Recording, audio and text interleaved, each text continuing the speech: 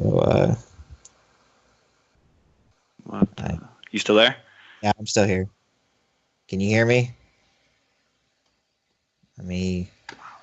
Hello. And Can you hear me?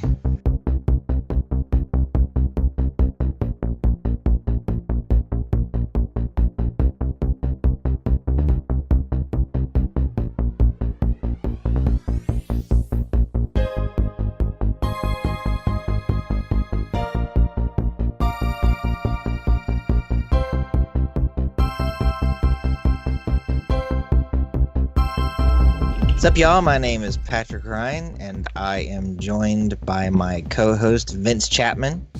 hello.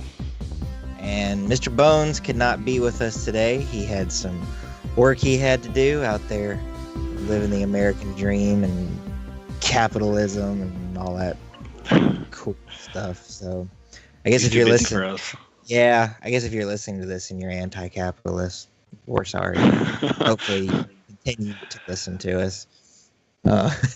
Anyway, it's been a while since we've done a show together. I had to move, and then last week I was having internet trouble, which has been fixed. So apparently I moved my parents' cable modem from where it was to out in this other room because my PC, my desktop rather, does not have wireless. So I need the computer and the modem to be relatively close to each other so I Right. can hardwire into it. And when I did that, I had to hook up a cable outlet outside the house that had been unhooked. And I learned that you can apparently do that wrong. I Really? always, yeah, there was a splitter in it, and it wasn't going anywhere. So I just undid the splitter from what it was hooked up to and hooked it up to the wire that was coming in the house. Apparently, that splitter can be hooked up an incorrect way. I just assumed, like most splitters, you just, I mean, especially for like cable, there's not really an in and an out. All the cables do the same thing. They're both in and out. I'm sorry, the cable is both in and out. So I just assumed the splitter would be the same way. And I was wrong. So when the cable company tech came over, he swapped the splitter the other way. And we went from getting virtually no service. I mean, it was bad. I would run a speed test and get less than 2 MIPS when we were supposed to be getting 30. Gross. Yeah.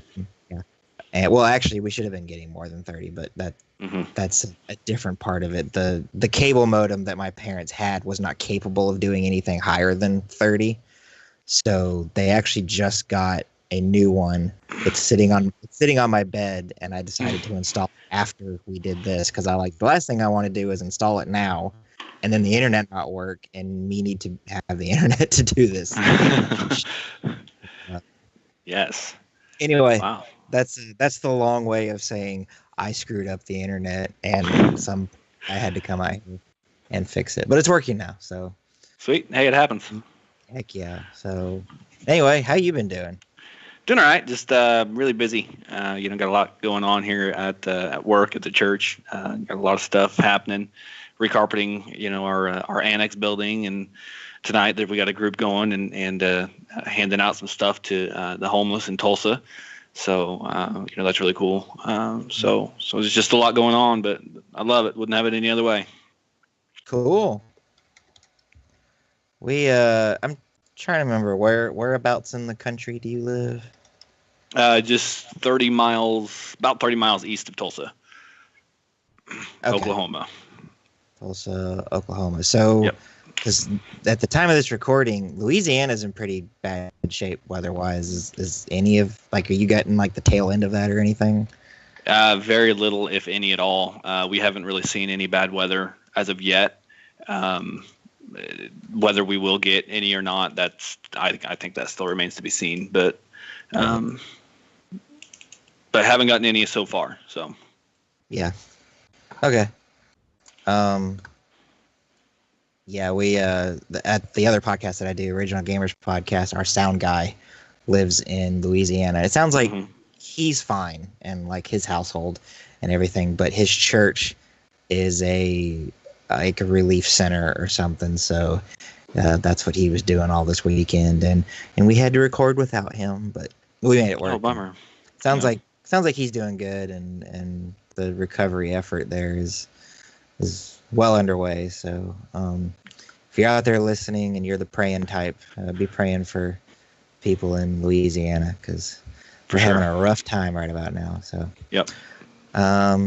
anyway, enough about that. Let's get into some Pokemon news. Since it's been a while, there's actually been quite a bit of news.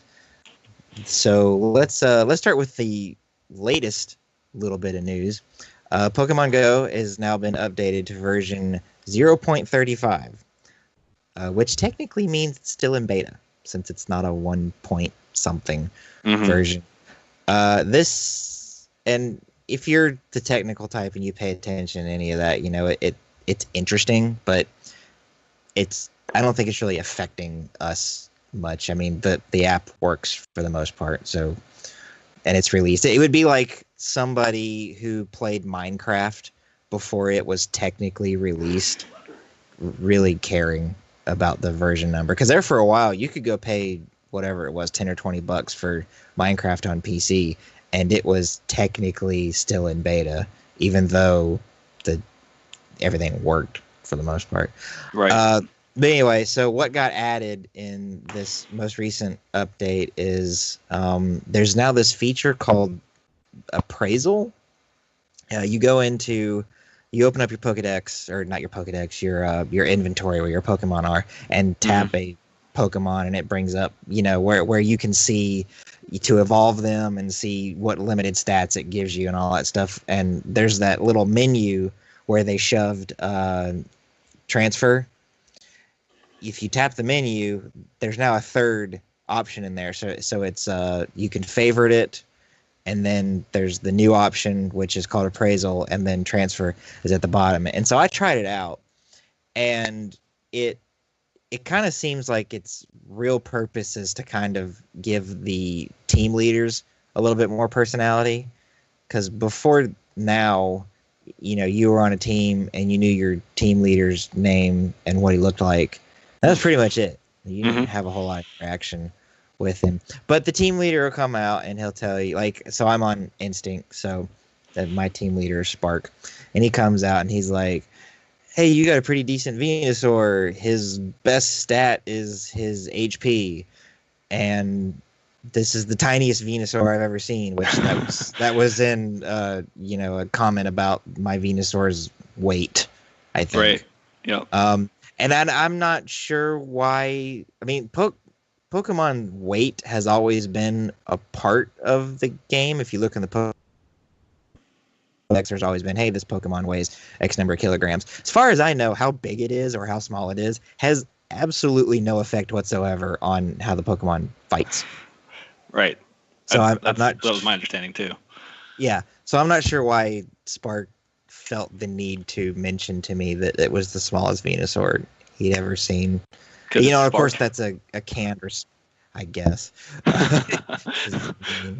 Of course, it's a canned response. I'm sure any Pokemon that's below a certain number of kilograms, your team lead will say, hey, it's the tiniest whatever it is he's looking at that he's ever seen. And I guess I read it somewhere that it's kind of supposed to maybe help people who don't fully understand how the stats of a Pokemon work. Yeah. Better grasp, like, oh, hey, here's a way I can improve my Pokemon, which, I mean, then again, the only way to really improve your Pokemon is to feed it candies. Stardust. So, right. But yeah, it's an interesting feature. I don't know that I personally am going to get any use out of it. Have you run it on any of your Pokemon yet? I actually went through today and appraised all of my Pokemon. Wow. And and the ones that got the best remarks from Candela, I favorited as my strongest. I did look it up. It was one funny thing was she said something like, overall your Pokemon may not do great in battle, but I still like it. And then after she had said that, she says it indicates in battle that it'll get the job done. So even though it may not be great in battle, it's going to get the job done, which didn't make sense to me. But I did look it up, and apparently the better things they say, the higher the IV, obviously, which I figured was the case. Right. So like the best thing that she can say, like for me on Valor, the best thing she'll say is overall. Something like your Pokemon is simply amazing. It can accomplish anything, something like that, and that's anywhere from I want to say it was anywhere from 80 to 100% IV, individual value. So it just kind of depends on what the team leader says. If she says something really cool or he says something really cool about it, then it's probably fairly strong. If it's more of a hey, it doesn't really look that strong, or it's they're not really going to do very well in battle, the IV is probably not very high, and it's probably a pretty weak Pokemon. Mm-hmm. So, well, maybe I should go look up what Spark's stuff means, because I didn't pay it much attention. I was just like, whatever. Right. Right. But yeah, maybe I should dig a little bit deeper into that. The other big change is it was a bug fix. Mm-hmm. So I noticed, and actually I've noticed since I started playing the game, that when I would train and my Pokemon would fall in battle, mm-hmm. he wasn't fainted. I almost said still alive, but Pokemon don't die. He was right. He was still not fainted. He had 1 HP. But early on, when I first started playing the game, if I was battling a competing gym, my Pokemon would faint. And then about 2 or 3 weeks ago, I noticed that even my defeated Pokemon in a competitive battle were not fainting. They still had 1 HP. Apparently, both of those are a bug. So even the training Pokemon should be fainting. And so they fixed that. Now when you go to any fight whatsoever, if you let your Pokemon be defeated rather than pulling him out, the Pokemon will have 0 HP and you'll have to use a revive, which is fine by me because mm-hmm. I find that I've been throwing revives in the trash by the dozens fairly regularly. Yeah. So I try to keep about 30 in my inventory, but now that this bug has been fixed, I'll probably want to keep more, maybe 50. I try not to let my Pokemon faint if I can, but yeah, right. Well, I mean, I'm being on Team Valor. We fight till the Pokemon can't fight anymore. And my fellow Valor members and Candela herself would probably disown me for saying this, but I don't really battle that much, to be honest. I'm kind of with Jimmy in the sense that I'm a little bit more casual, especially as time goes on and as I have the game for more and more periods of time, and the same Pokemon keep spawning around me and nothing different. I become more and more of a casual player and not really investing in battling and taking over gyms. Mm-hmm. So I definitely get where you're coming from with the revives, having way too many and then throwing them, having to just toss them, throw them away. Yeah. So I wish they would, and I understand why they don't. They ultimately, a free-to-play game's goal is to make money, and so if they did what I'm about to suggest, they would have less opportunity to make money. But I kind of wish they had a system where, I mean, it could even be something ridiculous, like I trade in 50 revives and I get an Ultra Ball out of it instead of just chucking it in the trash, Yeah, get some kind of reward system or something. Right. Or if I if I trade or transfer rather a high level Pokemon, and by high level I mean 500 CP or something. I transfer that to the professor. Give me more than one candy, Right. Even if it's just two. It's just more than a CP 500 Snorlax should transfer for way more than a CP 10. Oh, way more. Yeah. Absolutely. So but yeah, I understand. Although now with the Pokeballs and stuff, you can buy those, but you can't buy candy. So it's not like if they gave me more candy for a high level Pokemon, they would be losing an opportunity to make money off of me because I can't buy the thing anyway. Right. But I did read somewhere, and it was just today. Otherwise, I would have added it to the notes. But someone claims that if you go somewhere where there's a Pokestop, but it's kind of out in the middle of nowhere, and I think by now most everybody knows that you're more likely to find Pokemon, even if they're just common Pokemon, in heavily populated areas where people are playing the game a lot. But I've noticed, see, like if I sit here in my house and I turn on an incense, I'm just gonna get a whole bunch of stinking Rattatas and Pidgeys and stuff. It's not. I don't feel like the incense is helping me. This person claims that they've tried this several times and it's worked every time. That if you go, and there didn't even really have to be a Pokestop there. He was just saying if you find a Pokestop, then you can use a lure, and this works there too. But if you go somewhere where there's not anyone around and you open up the thing that used to be called nearby, what do they call it now? Sightings? Sightings, yep. Yeah. And you open up sightings and there's nothing there. Then use an incense and you'll get uncommon Pokemon. So Bulbasaurs, Charmanders. You're not going to get anything super rare. Right. But you'll get things that are more rare than, your flying rats and your worms and stuff. So that's what every time a Pidgey pops up and we're somewhere, my wife, her phone will buzz. And so she'll, ooh, there's something. It's a freaking flying rat. I'm sick of these things. I'll have to try that. Yeah. And I just read it this morning, so I don't know what the validity of it is. That, and I don't live in a heavily populated area, but I also don't live in the middle of nowhere. So I don't know where I would go to test it out. But, if you're out there and you want to try it, and let us know, Yeah, for sure. Check it out. I'm at the church I work at. There's, every once in a while when I leave, like if I leave for the day, if I leave for lunch, every once in a while there'll be a car sitting out by the sign that is the Pokestop. Yeah. But most times there's nobody there, and so if I just go park out there and try this, and hopefully maybe it'll work, and maybe I'll get something different than I've been getting. So that'd be cool. Mm-hmm. Yeah. My wife is way more competitive about this game than I am. Mm-hmm. Like I'm content to catch the Pokemon and go visit Pokestops and stuff and get out. She's the one who's like, no, pull over onto the side of the road and let's take this gym, even if it's gonna take us like 20 minutes to do it. I'm like, babe, I don't know if I want to sit here and do this. And she's like, pull over, we got time. I'm like, all right, fine. So, she sounds like she belongs on Team Valor.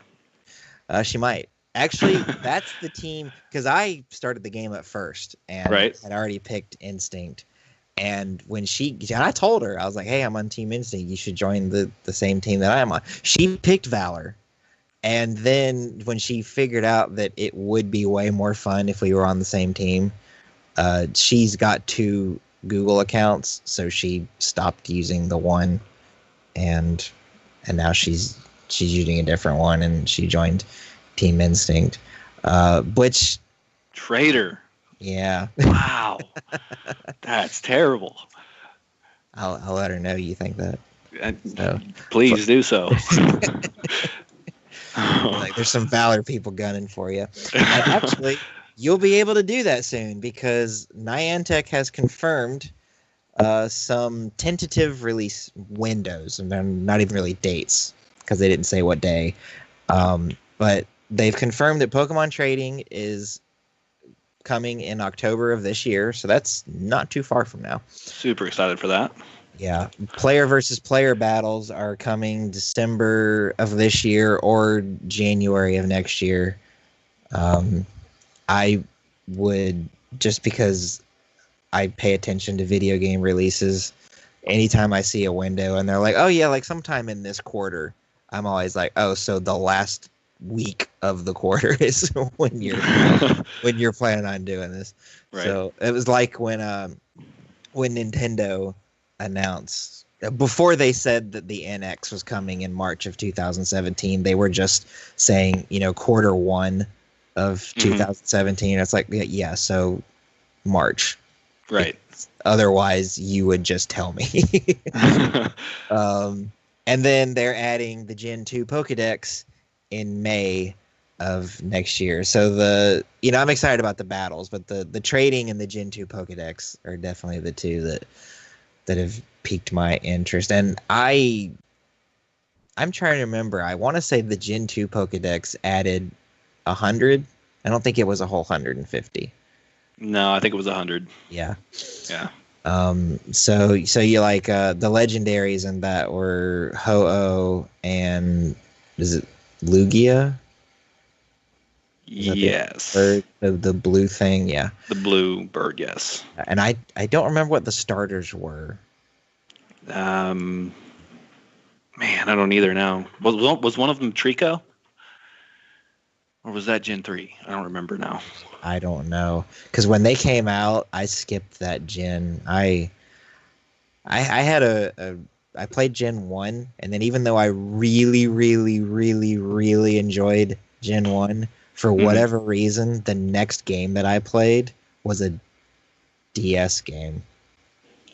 I just kind of fell off the Pokemon wagon there. For now, since then, I've gone back and played all of them through the remakes, but I don't remember what the starters are for. So I'm a little curious to know how they're going to handle that. Like, are they going to make it so that new players now get to pick between the Gen 1 and the Gen 2 starters, and the people who've been already playing are just out of luck and they're going to have to catch them in the wild?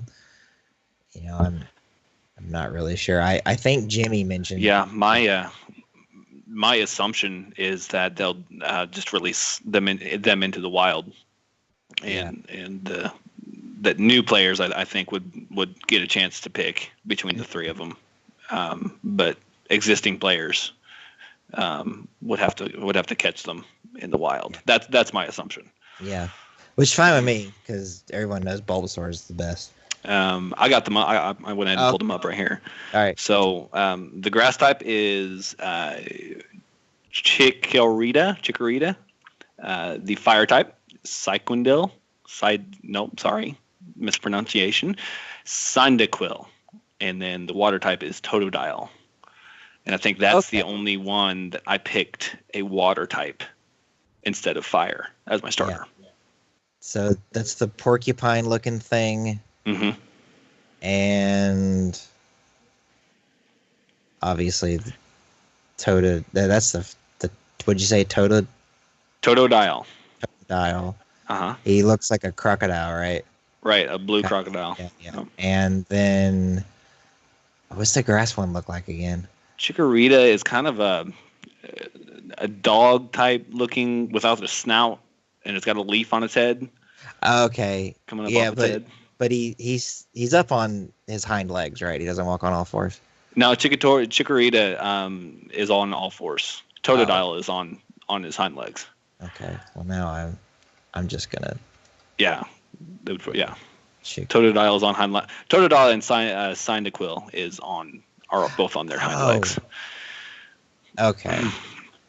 I was thinking of that grass type thing that looks almost like a koala wearing a hoodie, and I don't remember what that is. So that one's yeah. You're talking Chespin is what you're thinking. Yes, that's what I was thinking of. So yes. Yeah, now that I see Chikorita, I remember what. Yep, no nose. I wonder if that means he can't smell. Yeah, that would be sad. That's just weird to me. Mm-hmm. I wonder when they're going to add breeding to this game. Ooh, I don't know. because they've already got eggs. Mm-hmm. Seems like it's only a matter of time. That, and I kind of figured that was the biggest reason that Ditto is not available in the wild yet. Right. Right. Because most people that I know, Ditto is just a baby making factory. Perfect. Yep. Yeah. So those are coming very soon, and hopefully that will get people reinterested in the game, and that actually is a nice segue into the next little bit of news. So Pokemon Go has seen a drop in active users, and that, of course, is pretty normal for any game at all, whether it's free to play or not. If you buy Call of Duty the day it the day it comes out, there's going to be millions of people on those servers, and then the next week there's still going to be millions of people on the servers, but there's going to be fewer millions of people. That's just how it goes. Free to play games are no different. Candy Crush Saga, which of course for a while was the most popular mobile game ever, after a few weeks it kind of dies down, and you get down to where you've got the people who are going to continue playing it, and a lot of those people are probably still playing it today. But what I was noticing was a lot of news media outlets and blogs were kind of acting like, oh no, people aren't playing Pokemon Go anymore, so that means the game's a bust and it's over. No one cares anymore. So one blog said that this company that tracks this kind of thing showed that Pokemon Go experienced a 20% drop. And so I wanted to go see, like, okay, what kind of drop did Candy Crush have? Candy Crush, after it had its peak, dropped something like 75%. Holy cow. And yet Candy Crush, even in that 75% drop, it was still hugely successful. Yeah. And same thing with like Clash of Clans and Angry Birds. And now Angry Birds has Rovio, the company that makes Angry Birds, has managed to keep Angry Birds kind of in the public eye a little bit through cartoons and movies and right. stuff like that. So I'm sure it's probably seen maybe nothing you would call a surge, but an increase in players since it had its dip. But when you consider how much bigger than everything else Pokemon Go was, 20% drop is nothing. Yeah, no. This game is going to be doing just fine. And especially if they continue to roll out features like trading and PvP battles and of course until they catch up with the handheld games, they've always got new generations of Pokemon to add to it. Yeah, and absolutely. They're just going to roll that out very slowly. So, I mean, while I have noticed that I'm far less likely to see people walking around playing it than I used to be, I'm still running into people who have their faces buried in their phone. And like just the other day, I was at a job interview at a gas station around the corner, and during my job interview, the person interviewing me was playing Pokemon Go. Nice. So there's your in right there. Yeah. Well, when I noticed, I asked her what team she was on, and now I can't remember what team. I just remember it wasn't Instinct. It was probably Mystic, if you can't remember. Probably, because they're pretty they're so forgettable. The representative for the team couldn't even be bothered to show up for the podcast. Right. It's messing. Yeah, so it's still out there, and I still know a lot of people that like to get together and go play, and I keep telling people, once I get settled in here, me and a bunch of Team Instinct people, I want to just go to downtown Milton where we live and just do a sweep and not leave until every gym in downtown is gorgeous yellow. It just hasn't happened. Right. Yeah. So if you're worried that the game is losing steam, this is normal. It's still going to be fun, and it's certainly going to be around a lot longer than the other game, which was Ingress. I played Ingress for a little while, and it was fun right when it came out. and then the user base kind of near where I live just plummeted, and it got to where it was like, well, this just isn't fun anymore. Reports show that as spending on Pokemon Go spiked, so did spending on other free-to-play games such as Candy Crush, and that's just, I found that to be a little interesting piece of information, especially because this same report showed that this did not happen when Candy Crush had a spike in spending, other games did not benefit from it. And the same for like Clash of Clans and things like that. So for whatever reason, as people feel comfortable spending money in Pokemon Go, it turns into them feeling comfortable spending money in other free-to-play games. And I just thought that was interesting little piece of information. Also, there's still no word about whether or not sightings will ever be restored back to what it was like when the game first launched with the footsteps and all that stuff. I hope so, because as it is now, it's pretty useless. Yep. I don't even know why it's there. Okay. Yep.